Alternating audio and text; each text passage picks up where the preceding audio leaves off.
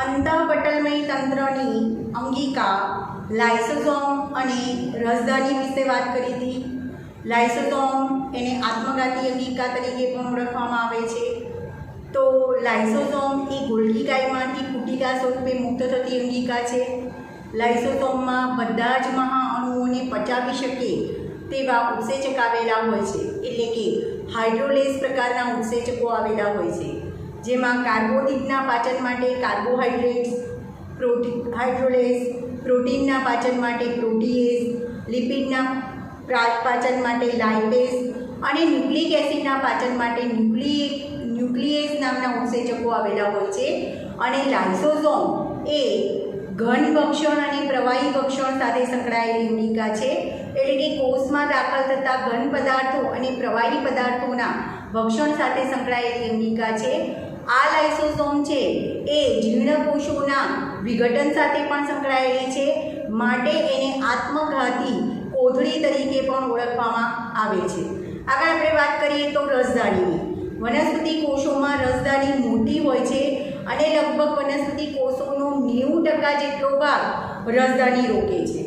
રસધાનીની વ્યાખ્યા આપવી હોય તો શું આપી શકાય? રસધાની એટલે કે કોષરસમાં આવેલો કોષરસ વિહીન વિસ્તાર કે જે એક પટલથી આવૃત હોય છે, જેને રસધાની પટલ અથવા ટોનોપ્લાસ્ટ તરીકે ઓળખવામાં આવે છે। અને આ રસધાનીમાં પાણી, કેટલાક ઉત્સર્ગ દ્રવ્યો આવેલા હોય છે અને કોષમાંથી કેટલાક દ્રવ્યો એ સંકેન્દ્રણ ઢોળાંશની વિરુદ્ધ દિશામાં ટોનોપ્લાસ્ટ એટલે કે રસધાની પટલમાંથી પસાર થઈ સાનુકૂલિત વહન દ્વારા રસધાનીમાં દાખલ થાય છે। એટલે એમ કહી શકાય કે કોષરસની સાપેક્ષમાં રસધાનીમાં દ્રવ્ય પદાર્થોની સાંદ્રતા વધારે હોય છે। કેટલાક કોષો જેમ કે અમીબા જેવા એકોષીય પ્રજીવમાં આંકુચક રસધાની આવેલી હોય છે, તેમજ પ્રજીવોમાં ખોરાકના સંગ્રહ માટે અન્નદાની નામની રસધાની પણ આવેલી હોય છે। ખાસ કરીને રસધાની ઉત્સર્ગ આંકુચક રસધાની છે તો એ ઉત્સર્ગ પદાર્થોના નિકાલનું કાર્ય કરે છે। આગળ હવે નેક્સ્ટ આપણે અંગિકાની વાત કરીએ છીએ તો એ અંગિકા છે કણાભસૂત્ર, જેને માઇટોકોન્ડ્રિયા તરીકે ઓળખવામાં આવે છે। તો આ કણાભસૂત્રની રચના તમને ફૂલ ક્વેશ્ચન તરીકે 3 અથવા 4 માર્ક્સમાં પૂછી શકાય। કણાભસૂત્રની નામ નિર્દેશનવાળી આકૃતિ પણ તમને પૂછી શકાય। કણાભસૂત્રની રચના આકૃતિ સહ વર્ણવો એવો ક્વેશ્ચન 3 અથવા 4 માર્ક્સમાં પણ પૂછી શકાય। તો કણાભસૂત્રની રચના જોઈએ। કણાભસૂત્ર છે, કણાભસૂત્રને તમારે માઇક્રોસ્કોપમાં જોવું હોય તો એને વિશિષ્ટ રીતે અભિરંજિત કરવામાં આવે છે। કણાભસૂત્રને માઇક્રોસ્કોપમાં જોવા માટે એને વિશિષ્ટ રીતે અભિરંજિત કરવામાં આવે છે। કણાભસૂત્રની સંખ્યાનો આધાર સુકોષ કેન્દ્રી કોષમાં વનસ્પતિ કોષ અને પ્રાણી કોષ બંનેમાં કણાભસૂત્ર જોવા મળે છે। તો આ કણાભસૂત્રની સંખ્યાનો આધાર કોષની દેહધાર્મિક ક્રિયાઓ પર રહેલો છે। જે કોષમાં દેહધાર્મિક ક્રિયાઓ વધારે થતી હોય ત્યાં કણાભસૂત્રની સંખ્યા વધારે હોય છે, કારણ કે કણાભસૂત્રને શક્તિ ઉત્પન્ન કરવાનું કામ કરવાનું હોય છે અને દેહધાર્મિક ક્રિયાઓ માટે શક્તિની આવશ્યકતા હોય છે। તો કણાભસૂત્રની સંખ્યાનો આધાર કોષની દેહધાર્મિક ક્રિયાઓ પર હોય છે। જુદા જુદા કોષમાં કણાભસૂત્રની સંખ્યા અને એના આકાર જુદા જુદા હોય છે, એના કદમાં પણ વેરિએશન હોય છે। તો આકાર અને કદમાં વિવિધતા જોવા મળે છે, જેમ કે કણાભસૂત્ર ડિસ્ક એટલે કે રકાબી આકાર અથવા તો બિંબાકાર કહી શકાય અથવા તો નળાકાર જોવા મળે છે। કણાભસૂત્ર ડિસ્ક એટલે કે રકાબી આકાર અથવા નળાકાર જોવા મળે છે। એના કદની વાત કરીએ આપણે તો કણાભસૂત્રનો વ્યાસ 0.2 mm થી 0.2 mm થી 1.0 mm જેટલો હોય છે, બરાબર। સરેરાશ 0.5 mm હોય છે। તો નીટમાં એમસીક્યુમાં પૂછી શકાય કણાભસૂત્રનો વ્યાસ કેટલો છે? તો કણાભસૂત્રનો વ્યાસ 0.2 mm થી 1.0 mm જેટલો હોય છે અને સરેરાશ વ્યાસ 0.5 mm હોય છે। કણાભસૂત્રની આપણે લંબાઈની વાત કરીએ તો કણાભસૂત્રની લંબાઈ 1.0 mm થી 4.1 mm સુધીની હોય છે, બરાબર। એટલે એમ કહી શકાય કે કણાભસૂત્રના કદ અને આકારમાં વેરિએશન જોવા મળે છે। ફરીથી યાદ રાખજો, કણાભસૂત્રનો વ્યાસ 0.2 0.2 ન્યૂએમથી 1.0 ન્યૂએમ, સરેરાશ 0.5 ન્યૂએમ અને એની લંબાઈ 1.0 થી 4.1 ન્યૂએમ જેટલી હોય છે. હવે આપણે એની રચનાની વાત કરીએ તો કણાભસૂત્ર બેવડી પટલમય રચના છે. આ તમને કણાભસૂત્રની રચના બતાવેલી છે. કણાભસૂત્ર બેવડી પટલમય રચના છે એટલે કે કણાભસૂત્ર બે પટલ ધરાવે છે. બહારનું પટલ છે એ સળંગ હોય છે, એને બાહ્ય પટલ કહેવાય છે અને અંદર આવેલા પટલને અંતઃપટલ તરીકે ઓળખવામાં આવે છે. યાદ રાખજો, કણાભસૂત્ર બેવડી પટલમય રચના છે. બે પટલ આવેલા છે. સૌથી બહાર આવેલા પટલને બાહ્ય પટલ કહેવાય છે, એની અંદર તરફ આવેલા પટલને અંતઃપટલ તરીકે ઓળખવામાં આવે છે. હવે આ બાહ્ય પટલ અને અંતઃપટલ એ કણાભસૂત્રના અવકાશને બે વિસ્તારમાં, સ્પષ્ટ બે વિસ્તારમાં વિભાજિત કરે છે. અંદર આવેલો વિસ્તાર છે એને અંતઃકક્ષ કહેવાય અને બહાર આવેલો વિસ્તાર છે એને બાહ્ય કક્ષ તરીકે ઓળખવામાં આવે છે. એટલે કે અંતઃપટલની બહારનો વિસ્તાર એ બાહ્ય કક્ષ કહેવાય અને અંતઃપટલની અંદરનો વિસ્તાર અંતઃકક્ષ કહેવાય. એટલે એમ કહી શકીએ કે જે બે પટલો છે, બાહ્ય પટલ અને અંતઃપટલ, એ કણાભસૂત્રના અવકાશને બે ભાગમાં વિભાજિત કરે છે, બાહ્ય કક્ષ અને અંતઃકક્ષ. અંદરનો આ જે વિસ્તાર છે, અંતઃપટલની અંદર આવેલો અવકાશ છે એને અંતઃકક્ષ કહેવાય અને અંતઃપટલ અને બાહ્ય પટલની વચ્ચે આવેલો અવકાશ એને બાહ્ય કક્ષ તરીકે ઓળખવામાં આવે છે. હવે અંતઃકક્ષની વાત કરીએ તો અંતઃકક્ષ એટલે કે આ બધો વિસ્તાર અંતઃકક્ષ કહેવાય. એ અંતઃકક્ષને આધારક અથવા તો એને મેટ્રિક્સ તરીકે ઓળખવામાં આવે છે. બંને નામ તમે યાદ રાખજો. અંતઃકક્ષને આધારક અથવા તો મેટ્રિક્સ તરીકે ઓળખવામાં આવે છે. અંતઃપટલની અંદર આવેલો વિસ્તાર એને અંતઃકક્ષ અથવા આધારક અથવા તો મેટ્રિક્સ તરીકે ઓળખવામાં આવે છે. બાહ્ય પટલ એ સળંગ હોય છે અને કણાભસૂત્રની બાહ્ય સીમા રચે છે. બાહ્ય પટલ છે એ સળંગ હોય છે, બરાબર, અને કણાભસૂત્રની બાહ્ય પટલ છે એ સળંગ હોય છે અને કણાભસૂત્રની બહારની સપાટી રચવાનું કામ કરે છે. જ્યારે અંતઃપટલની વાત કરીએ, અંતઃપટલ એ આધારક બાજુ અંતર્વલન પામે છે. જેમ કે આ અંતઃપટલ છે, આ બાહ્ય પટલ છે, બરાબર. ફરીથી યાદ રાખજો, આ 3 ડાયમેન્શનમાં બતાવી છે તો અંતઃપટલ બતાવ્યું છે અને આ બાહ્ય પટલ બતાવ્યું છે. તો અહીંયા મારે કેવું હોય તો આ અંતઃપટલ થયું અને આ બાહ્ય પટલ થયું. સોરી, તો અંતઃપટલ છે એ આધારક એટલે કે મેટ્રિક્સ બાજુ એ અંતર્વલન પામી અને આવા પ્રવર્તો જેવી રચના બનાવે છે. તો આ જે પ્રવર્તો જેવી રચના છે એને ક્રિસ્ટી પટલ તરીકે ઓળખવામાં આવે છે.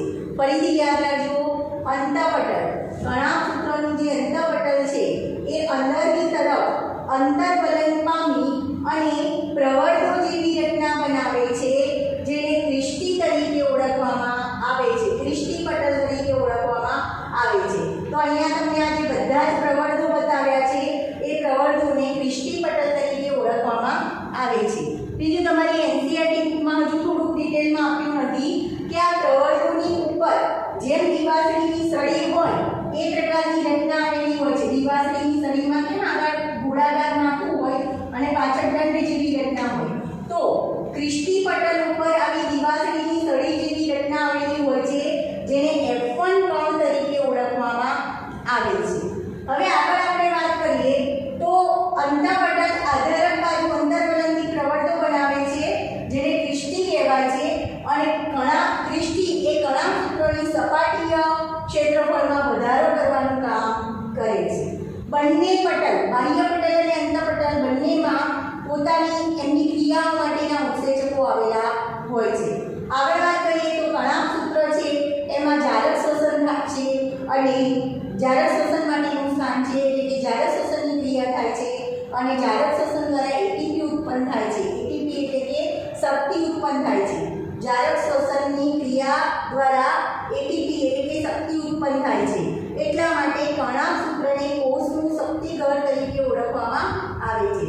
ફરીથી યાદ રાખજો, કણાભસૂત્ર એ જારક શ્વસનની ક્રિયા માટેનું સ્થાન છે. જારક શ્વસનની ક્રિયા દ્વારા એટીપી સ્વરૂપે શક્તિ ઉત્પન્ન થાય છે. એટલા માટે કણાભસૂત્રમાં શક્તિ ઉત્પન્ન થતી હોવાથી કણાભસૂત્ર કોષના શક્તિઘર તરીકે ઓળખવામાં આવે છે. આગળ વાત કરીએ તો આધારક જે છે, આધારક જેને આપણે મેટ્રિક્સ નામ આપ્યું છે, અંદરનો વિસ્તાર, બરાબર, અંતઃપટલની અંદરનો વિસ્તાર, એને આધારક કહેવાય. તો આધારકમાં કઈ કઈ ઘટના આવેલી છે જે પણ તમને નીટમાં પૂછી શકાય. તો આધારકમાં એક વલયાકાર ડીએનએ આવેલું હોય છે, થોડા ઘણા આરએનએના અણુઓ આવેલા હોય છે, 70 પ્રકારના રિબોઝોમ આવેલા હોય છે અને પ્રોટીન સંશ્લેષણ માટેના ઘટકો આવેલા હોય છે. ફરી યાદ રાખજો, નીટમાં ક્વેશ્ચન પૂછી શકાય કે કણાભસૂત્રના આધારકમાં કયા ઘટકો આવેલા હોય છે અથવા કઈ ઘટના આવેલી હોય છે. તો કણાભસૂત્રના આધારકમાં એક વલયાકાર ડીએનએ, થોડા ઘણા આરએનએના અણુ, 70 પ્રકારના રિબોઝોમ્સ અને પ્રોટીન સંશ્લેષણ માટેના ઘટકો આવેલા હોય છે. બીજી આગળ આપણે વાત કરીએ તો કણાભસૂત્ર એ દ્વિભાજન દ્વારા વિભાજન પામે છે. એનો મતલબ શું કે પહેલા અસ્તિત્વ ધરાવતા જે કણાભસૂત્ર છે એ દ્વિભાજનની ક્રિયા દ્વારા નવા કણાભસૂત્રનું નિર્માણ કરે છે. બરાબર, ફરીથી યાદ રાખજો, કણાભસૂત્ર પહેલાના જે કણાભસૂત્ર છે એ દ્વિભાજનની ક્રિયા દ્વારા નવા કણાભસૂત્રનું નિર્માણ કરે છે. તો કણાભસૂત્ર એ દ્વિભાજન દ્વારા વિભાજન પામે છે અને નવા કણાભસૂત્રની રચના કરે છે. હવે આગળ તમારે ચોથા યુનિટમાં વનસ્પતિમાં શ્વસનની ક્રિયા સમજવાનું છે. તો શ્વસનની ક્રિયામાં ડિટેલમાં આપણે કણાભસૂત્રમાં જે શ્વસનની પ્રક્રિયા થાય છે એના વિશે સમજવાનું છે. શ્વસનના બે પ્રકાર છે, અજારક શ્વસન અને જારક શ્વસન. બરાબર, તો કોષ છે એમાં કોષના આધારકમાં ગ્લાયકોલિસિસ નામની પ્રક્રિયા, શ્વસનની પ્રક્રિયાને બે ભાગમાં વિભાજિત કરેલી છે. અજારક શ્વસન જેમાં ગ્લાયકોલિસિસની પ્રક્રિયા થાય છે અને જારક શ્વસન જેમાં ગ્લાયકોલિસિસ અને જારક શ્વસન બંને પ્રકારની પ્રક્રિયા થાય છે. ક્રેબ્સ ચક્ર બંને પ્રક્રિયા થાય છે. તો આ બધી જ પ્રક્રિયા વિશે ડિટેલમાં તમારે વનસ્પતિઓમાં શ્વસન વિશે સમજવાનું છે. પણ અહીંયા આપણે થોડુંક એ યાદ રાખી લઈશું જે તમારી એનસીઈઆરટી બુકમાં આપેલું નથી, કે જો કોષનું આધારક હોય, કોષ એટલે સુકોષ કેન્દ્રી કોષ, વનસ્પતિ કોષ, તો કોષનું આધારક હોય એ કોષના આધારકમાં ગ્લાયકોલિસિસ નામની પ્રક્રિયા થાય છે. શ્વસનની પ્રક્રિયાનો એક ભાગ છે જેને ગ્લાયકોલિસિસ તરીકે ઓળખવામાં આવે છે. તો આ બધા ક્વેશ્ચન નીટમાં વધુ પ્રમાણમાં પૂછાય છે, યાદ રાખજો. કોષના આધારકમાં કઈ પ્રક્રિયા થાય છે? તો સુકોષ કેન્દ્રી કોષના આધારકમાં શ્વસનની ગ્લાયકોલિસિસ નામની પ્રક્રિયા થાય છે. બરાબર, પછી એમ કે કણાભસૂત્રના આધારકમાં કઈ પ્રક્રિયા થાય છે? તો કણાભસૂત્રના આધારકમાં ક્રેબ્સ ચક્રની પ્રક્રિયા માટેના ઉત્સેચકો અને જરૂરી ઘટકો આવેલા હોવાથી ક્રેબ્સ ચક્રની પ્રક્રિયા કણાભસૂત્રના આધારકમાં થાય છે. અથવા તમને એમ પૂછી શકાય કે કણાભસૂત્રના આધારકમાં કઈ પ્રક્રિયા થાય છે?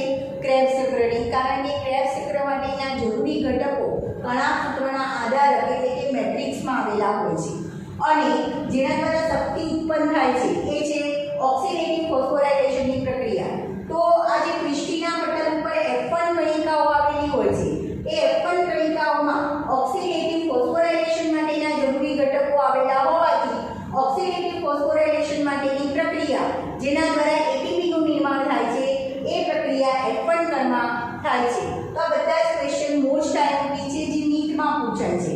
બરાબર, કે આ શ્વસનની પ્રક્રિયાના ભાગો છે. શ્વસનની પ્રક્રિયા છે એને બે ભાગમાં ડિવાઈડ કરેલી. આમ જોવા જઈએ તો આમાં ત્રણ પ્રક્રિયા જોવા મળે છે: ગ્લાયકોલિસિસ નામની અજારક પ્રક્રિયા, પછી જારક શ્વસનમાં ક્રેબ્સ ચક્રની પ્રક્રિયા અને ઓક્સિડેટિવ ફોસ્ફોરાયલેશનની પ્રક્રિયા. આ બધા શ્વસનની ક્રિયાના ભાગો છે અથવા શ્વસનની પ્રક્રિયાના તબક્કા છે. તો એ કઈ જગ્યાએ થાય છે, કયા સ્થાને થાય છે, એ ખાસ નીટમાં પૂછાય છે, એમસીક્યુમાં પૂછાય છે. તો યાદ રાખજો, સુકોષ કેન્દ્રી કોષનું આધારક, સુકોષ કેન્દ્રી કોષનું આધારક એટલે આ કોષ છે. બરાબર, આ કોષ કેન્દ્ર છે. આ કોષનું આધારક કહેવાય કે જેમાં બધી અંગિકાઓ આવેલી છે. તો કોષના આધારકમાં ગ્લાયકોલિસિસ નામની પ્રક્રિયાના ઉત્સેચકો આવેલા હોવાથી કોષના આધારકમાં ગ્લાયકોલિસિસ પ્રક્રિયા થાય છે. જ્યારે કણાભસૂત્રના આધારક, કણાભસૂત્રનું આધારક એટલે કે મેટ્રિક્સ, કણાભસૂત્રના આધારકમાં ક્રેબ્સ ચક્રની પ્રક્રિયા માટેના જરૂરી ઉત્સેચકો આવેલા હોવાથી ક્રેબ્સ ચક્રની પ્રક્રિયા કણાભસૂત્રના આધારકમાં થાય છે અને ક્રિસ્ટીના પટલ ઉપર આવેલા F1 કણમાં ઓક્સિડેટિવ ફોસ્ફોરાયલેશન માટેના જરૂરી ઘટકો આવેલા હોવાથી ઓક્સિડેટિવ ફોસ્ફોરાયલેશન માટેના ની પ્રક્રિયા જેના દ્વારા ATP નું નિર્માણ થાય છે એ F1 કણમાં થાય છે. બરાબર. જેના વિશે ડિટેલમાં વનસ્પતિઓમાં શ્વસન વિશે તમારે સમજવાનું છે. એમાં બધી જ પ્રક્રિયાઓ ડિટેલમાં સમજવાની છે. ગ્લાયકોલિસિસની પ્રક્રિયા, ક્રેબ્સ ચક્રની પ્રક્રિયા અને ઓક્સિડેટિવ ફોસ્ફોરાયલેશનની પ્રક્રિયા જે શ્વસનની પ્રક્રિયાના તબક્કાઓ છે. તો ફરી એકવાર ધ્યાન રાખજો. મોસ્ટ ટાઈમલી ક્વેશ્ચન છે. કણાભસૂત્રની માત્ર નામ નિર્દેશનવાળી આકૃતિ પણ પૂછી શકાય. કણાભસૂત્રની રચના આકૃતિ સહ વર્ણવો એમ પણ ક્વેશ્ચન પૂછી શકાય. હવે કણાભસૂત્રની રચના આપણે જોવી હોય તો ઇલેક્ટ્રોન માઇક્રોસ્કોપમાં કણાભસૂત્રની રચના જોવા માટે એને વિશિષ્ટ રીતે અભિરંજિત કરવામાં આવે તો જ કણાભસૂત્રની રચના જોઈ શકીએ છીએ. કણાભસૂત્ર છે એના દરેક એટલે કે સુકોષ કેન્દ્રી કોષમાં કણાભસૂત્ર એક પટલની અંગિકા તરીકે આવેલા છે.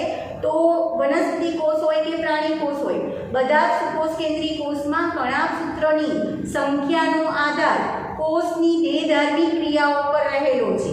જે કોષમાં દેહધાર્મિક ક્રિયાઓ વધુ પ્રમાણમાં થાય છે ત્યાં કણાભસૂત્રની સંખ્યા વધુ હોય છે કારણ કે દેહધાર્મિક ક્રિયાઓ માટે શક્તિની જરૂરિયાત હોય છે અને કણાભસૂત્રનું મુખ્ય કાર્ય શક્તિ ઉત્પન્ન કરવાનું છે. તો કોષમાં કણાભસૂત્રની સંખ્યાનો આધાર કોષની દેહધાર્મિક ક્રિયાઓ પર રહેલો હોય છે. કણાભસૂત્રના આકાર અને કદમાં પણ વિવિધતા જોવા મળે છે. એની સંખ્યામાં પણ વિવિધતા જોવા મળે છે. મોટાભાગે કણાભસૂત્ર ડિસ્ક એટલે કે રકાબી આકારના અને નળાકાર હોય છે. કણાભસૂત્રના કદની આપણે વાત કરીએ જે પણ તમને નીટમાં પૂછી શકાય તો કણાભસૂત્રનો વ્યાસ 0.2 mm થી 1.0 mm જેટલો, સરેરાશ 0.5 mm જેટલો હોય છે. કણાભસૂત્રની લંબાઈની આપણે વાત કરીએ તો કણાભસૂત્રની લંબાઈ 1.0 થી 4.1 mm સુધીની હોય છે. તો બંને ક્વેશ્ચન MCQમાં તમને પૂછી શકાય. હવે કણાભસૂત્રની રચનાની વાત કરીએ તો કણાભસૂત્ર એ બેવડી પટલની રચના છે. બરાબર. એટલે કે કણાભસૂત્ર બે પટલ ધરાવે છે. સૌથી બહારનું પટલ છે એને બાહ્ય પટલ કહેવાય અને અંદર તરફ આવેલું પટલ છે એને અંતઃપટલ તરીકે ઓળખવામાં આવે છે. આ બંને પટલ છે એ કણાભસૂત્રને અવકાશમાં બે કક્ષમાં વિભાજિત કરે છે અથવા તો બંને પટલ કણાભસૂત્રના અવકાશને બે ભાગમાં વિભાજિત કરે છે. કયા બે ભાગમાં? તો અંતઃપટલની અંદર તરફ આવેલો વિસ્તાર એને અંતઃકક્ષ કહેવાય અને અંતઃપટલ અને બાહ્ય પટલની વચ્ચે આવેલો અવકાશ એને બાહ્ય કક્ષ તરીકે ઓળખવામાં આવે છે. તો આ પોઈન્ટ પણ તમારે યાદ રાખીને લખવાનો છે કે બંને પટલ બાહ્ય પટલ અને અંતઃપટલ એ કણાભસૂત્રના અવકાશને બે કક્ષમાં વિભાજિત કરે છે, બાહ્ય કક્ષ અને અંતઃકક્ષ. હવે અંતઃકક્ષની વાત કરીએ તો આ અંદર તરફનો વિસ્તાર એને અંતઃકક્ષ તરીકે ઓળખવામાં આવે છે અને અંતઃકક્ષને આધારક તરીકે પણ ઓળખવામાં આવે છે અથવા એને મેટ્રિક્સ તરીકે પણ ઓળખવામાં આવે છે.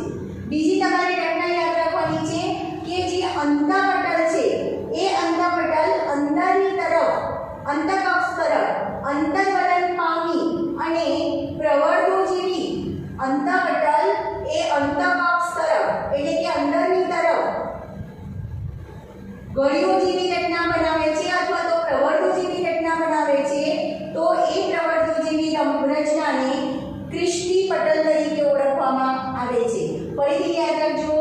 કણાભસૂત્રનું અંતઃપટલ અંતઃકક્ષ તરફ બરાબર અંતઃકક્ષ તરફ અંતર્વલન પામી અને પ્રવર્ધો જેવી રચના બનાવે છે જે પ્રવર્ધોને ક્રિસ્ટી પટલ તરીકે ઓળખવામાં આવે છે.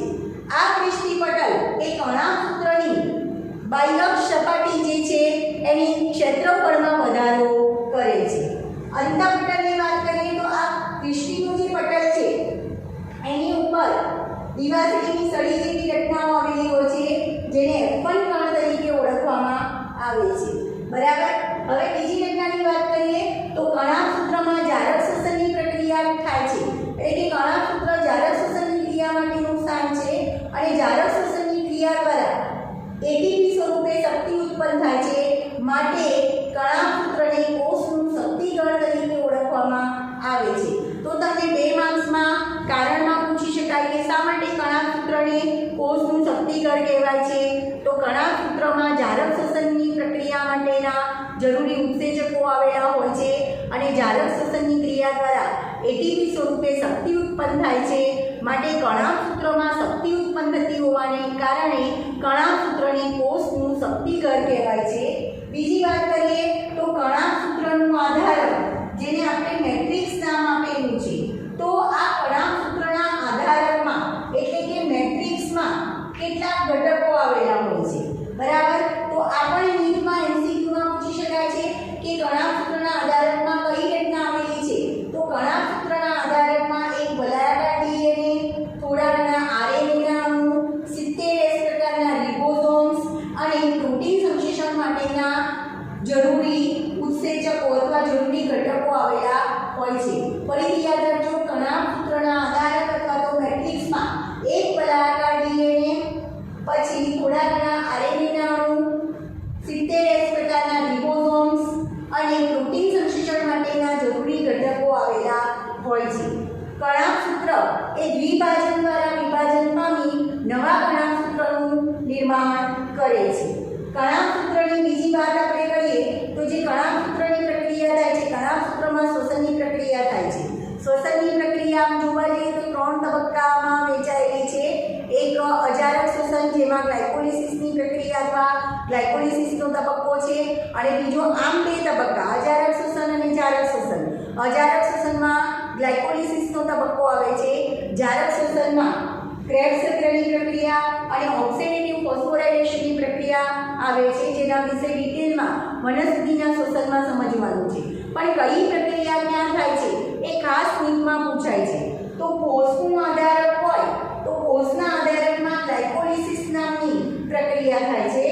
ત્યાર પછી ક્રેબ્સ ચક્રની પ્રક્રિયા એ કણાભસૂત્રના આધારકમાં થાય છે, કારણ કે ક્રેબ્સ ચક્રની પ્રક્રિયા માટેના જરૂરી ઘટકો એ કણાભસૂત્રના આધારકમાં આવેલા હોય છે.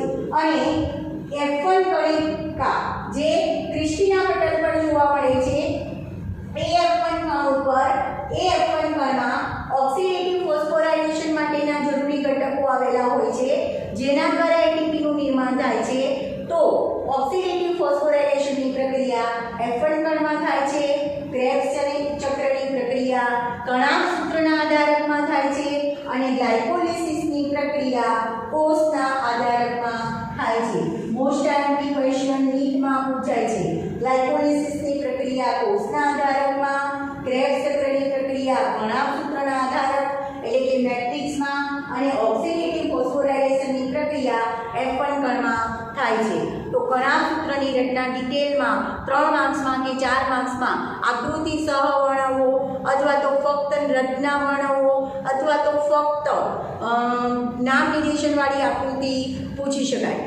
હા, ક્વેશ્ચન ફૂલ ક્વેશ્ચન તરીકે તમને એમ પૂછવું હોય કે સીધું કણાભસૂત્ર પૂછે તો તમને આવડવાનું છે, પણ કોષનું શક્તિઘર એના વિશે માહિતી આપો અથવા એના વિશે વર્ણવો તો એમ પણ ક્વેશ્ચન પૂછી શકાય. બરાબર, તો ક્વેશ્ચન ગમે તે રીતે પૂછી શકાય. ઘણીવાર થિયરીમાં લાઇન ટુ લાઇનમાંથી ક્વેશ્ચન બનાવી અને પૂછવામાં આવે છે. તો બધી જ રીતે તમે ક્વેશ્ચન કઈ રીતે પૂછાય છે એ યાદ રાખજો. લાઇનમાંથી પૂછાય, જેમ કે કણાભસૂત્ર એ કોષનું શક્તિઘર છે. બરાબર, તો કોષનું શક્તિઘર કયું છે એના વિશે વર્ણવો. તો કોષનું શક્તિઘર કણાભસૂત્ર કહેવાય. તો કણાભસૂત્ર વિશે તમારે વર્ણન લખવાનું રહેશે.